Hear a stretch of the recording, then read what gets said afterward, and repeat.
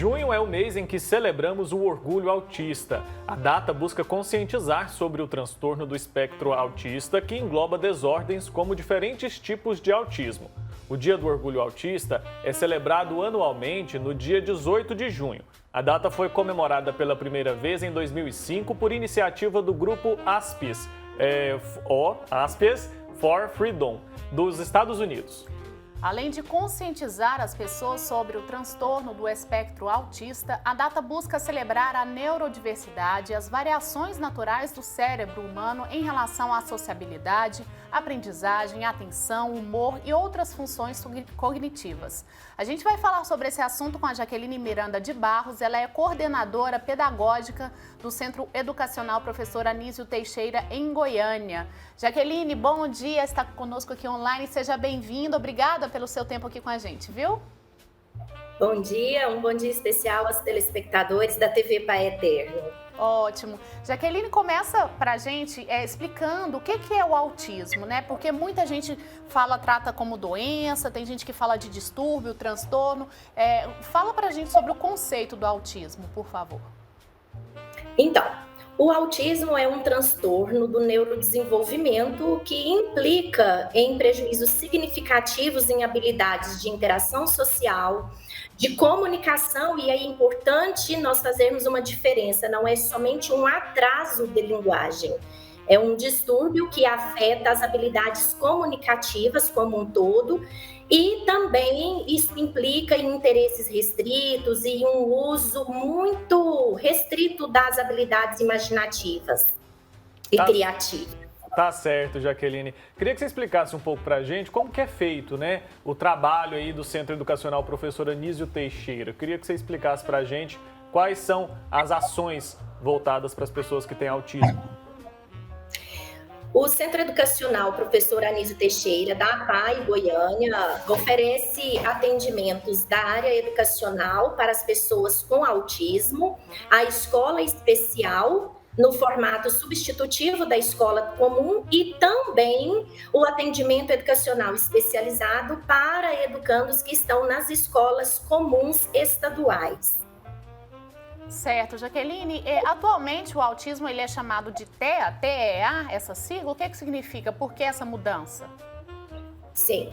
Até 2013, nós tínhamos uma classificação de 5 transtornos invasivos do desenvolvimento, descritos como síndrome do autismo, síndrome de Asperger, considerado hoje o autismo, o transtorno do espectro autista grau leve, transtornos do espectro autista sem outras especificações, síndrome de Asperger e transtornos, então, a síndrome de Rett, que é uma síndrome de alteração do desenvolvimento neurológico.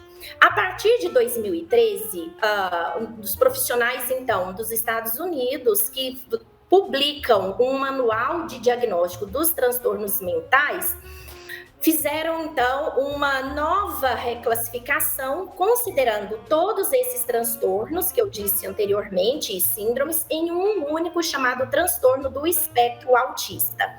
Esse transtorno, então, ele implica em alterações significativas, como a gente disse, da interação social, da comunicação, interesses restritos e uso da imaginação. Esse transtorno ele pode se manifestar dos graus, e assim, aí por isso então o termo do espectro, dentre os graus de leve a moderado até o grau grave. Tá certo. Queria que você explicasse pra gente como que as pessoas que têm o transtorno chegam até a APAE hoje. A porta de entrada hoje da APAE são os nossos centros especializados de atendimento terapêutico, que podem, então, fazer o contato pelo telefone 3226-8000, e após a triagem da equipe clínica, essas pessoas são encaminhadas tanto ao serviço clínico quanto aos serviços educacionais oferecidos pela APAE Goiânia. Então, a porta de entrada é a triagem clínica, telefone 3226-8000. Jaqueline, por que o tratamento e acompanhamento precoce são tão importantes? A gente vê uma grande diferença aí, por exemplo, uma criança que começa desde cedo a ser acompanhada no desenvolvimento dela? Quanto mais precoce for realizado o diagnóstico, mais tempo nós temos de intervenção e melhores condições, então, de tratar os sintomas do autismo. Lembrando que o autismo, né, o transtorno do espectro autista, não é uma doença, é um transtorno, portanto, não tem remédio específico para autismo, e sim para os sintomas e as manifestações clínicas, que podem ser desde distúrbios de sono, atrasos no desenvolvimento neuropsicomotor como um todo. Geralmente o diagnóstico, ele é simples, ele acontece quando a pessoa é criança ainda, como que está hoje em dia? E eu queria que você falasse um pouco sobre os sinais de alerta aí para as famílias que podem ter um autista. Tudo bem. Bom, o diagnóstico, quanto mais precoce, melhor. É um diagnóstico multidisciplinar e que vai implicar em uma observação do comportamento. Não existem exames específicos para a detecção do autismo, e sim observação dos sinais comportamentais.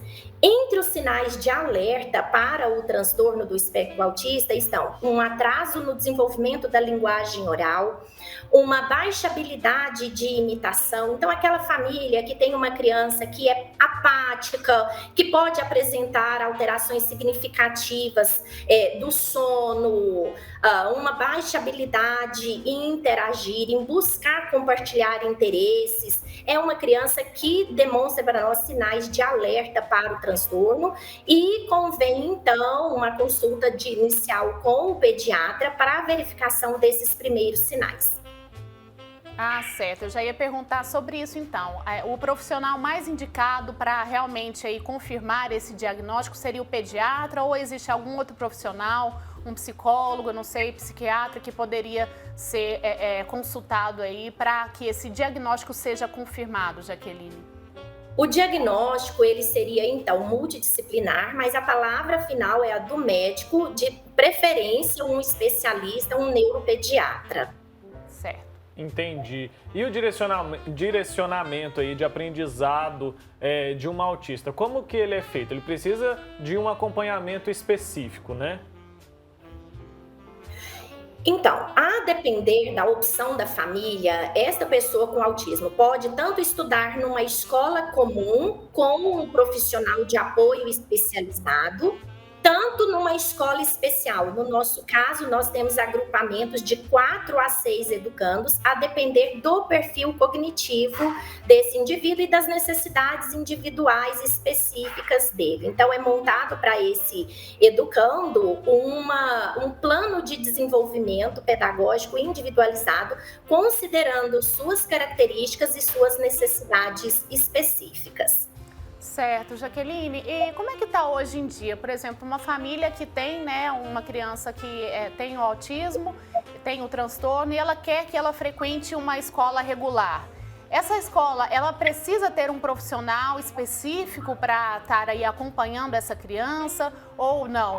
Só a escola mesmo, ela é obrigada a ter esse preparo já para receber essa criança, e ela fica junto com as outras normalmente? A orientação que nós damos para os estudantes que estão em escolas comuns, que essa pessoa, esse educando, ele possa ter o acompanhamento de um profissional de apoio especializado para que o acompanhe nestas necessidades muito específicas de interação, de comunicação. Então, ele estaria, no caso das escolas comuns, em uma sala comum com um apoio especializado. No caso das escolas especiais, ele estaria, então, numa sala com um professor regente, um professor de apoio e um agrupamento muito reduzido, de 4 a 6 educandos, para que seja possível a gente fazer a mediação destas necessidades, destas habilidades que estão prejudicadas, habilidades comunicativas, habilidades de interação que estão prejudicadas no caso da pessoa que apresenta o transtorno. Jaqueline, a aceitação por parte da família ajuda no desenvolvimento da criança? Isso é importante? Sem dúvida, nós temos na nossa prática, a gente observa que quando a família recebe o diagnóstico que tem um filho com autismo, o primeiro sintoma, a primeira sensação que a família tem é muitas vezes um impacto seguida da negação e de um sentimento de luto. Então, a orientação que nós damos para as famílias é procurar profissionais especializados, profissionais atualizados, instituições de credibilidade, para que façam o acompanhamento desta pessoa e também de sua família, para que essa família possa lidar com estas dificuldades que esse indivíduo apresenta e causar o menor impacto possível na vida social desta família. Certo. Ô, Jaqueline, e conta pra gente em relação a esse desenvolvimento, né, do autista. Ele é capaz, por exemplo, né, com esse tratamento adequado, enfim, com esse acompanhamento, ele desenvolver aí realmente, normalmente, os dons que ele tem, as atividades que ele gostaria de exercer até profissionalmente? Como é que fica isso para o decorrer da vida dele? Quando a gente recebe uma pessoa, um educando com autismo, nós temos que levar em consideração 2 critérios. O nível de desenvolvimento intelectual e cognitivo deste indivíduo, ou seja, a presença ou não de deficiência intelectual. Parte das pessoas com autismo manifestam uma deficiência intelectual associada ao quadro, outras não. Então, 2 critérios têm que ser considerados: o nível de desenvolvimento de deficiência intelectual associado ao quadro e os tratamentos que esse indivíduo receberá ao longo da vida. Porque o transtorno, ele pode diminuir muito os seus sintomas à medida que essa pessoa experimenta vivências de estimulação. Então, até onde esse indivíduo vai chegar é o ambiente, a interação do indivíduo com esse ambiente é que vai poder dizer, né, as habilidades que esse indivíduo vai alcançar. Tá certo. Eu acho que uma das coisas mais importantes da gente ter um dia dedicado, um mês, para a gente falar sobre esse assunto, é que a gente tenha a oportunidade de quebrar ali preconceitos, desmistificar. Isso é importante também. Existe ainda preconceito, falta de informação por parte das pessoas, da sociedade em geral, com relação ao autismo? Muita desinformação. Então, ações como essa de divulgação, de conscientização das pessoas acerca desses transtornos que podem estar presentes na sociedade e ajudam muito a combater os preconceitos. Então, nós sempre dizemos, quanto mais conhecimento, menos preconceito. Jaqueline, a gente teve até um recadinho aqui de uma telespectadora, que infelizmente não estou com o nome dela aqui agora, e ela disse que o neto dela tem autismo e teve muita dificuldade agora nesse período de pandemia, porque ele fazia várias terapias e de repente essas terapias foram suspensas. Como é que ficou aí nesse período de pandemia? Porque eu acredito que a questão dos atendimentos online para essas crianças fica ainda mais difícil, né? Foi um desafio muito grande, está sendo ainda um desafio muito grande? Está sendo um desafio muito grande. Desde o ano passado, nós nos organizamos nos atendimentos educacionais para oferecer videoaulas e atividades impressas para alcançar esses educandos que estão impossibilitados por conta do distanciamento social de estarem presentes em nossa unidade. Então, o papel, a parceria da família para o desenvolvimento desse trabalho é muito importante, mas sem dúvida alguma, a ausência desse contato, dessa mediação direta do profissional com o educando, nós não sabemos ainda em que medida vai impactar o desenvolvimento destas pessoas. Foi o que ela comentou, inclusive, que ela percebeu um atraso ali, né? Que em muito que ele já tinha desenvolvido, ele ficou estagnado. Tem alguma dica aí para essas famílias que estão passando por isso, que de repente não estão com condição aí de colocar, né? De estar oferecendo para essa criança o tratamento, o acompanhamento adequado? Seria o caso dessa família entrar em contato com os profissionais e pegarem algumas dicas ali para que eles façam atividades em casa mesmo com essa criança? Sim, a orientação que nós temos dado é que essa família procure os profissionais de atendimento para que possam desenvolver essas atividades com orientações específicas, né? Que essas atividades possam ser realizadas em casa também, mas com a supervisão dos profissionais.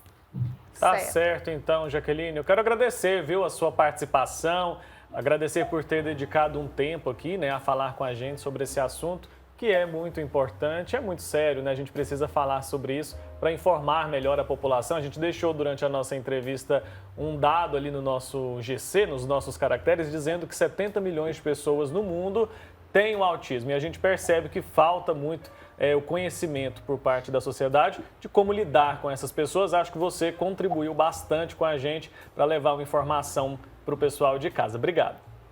Nós é que agradecemos a oportunidade de estarmos presentes neste momento. Tá ótimo, um abraço para você, Jaqueline, fica com Deus.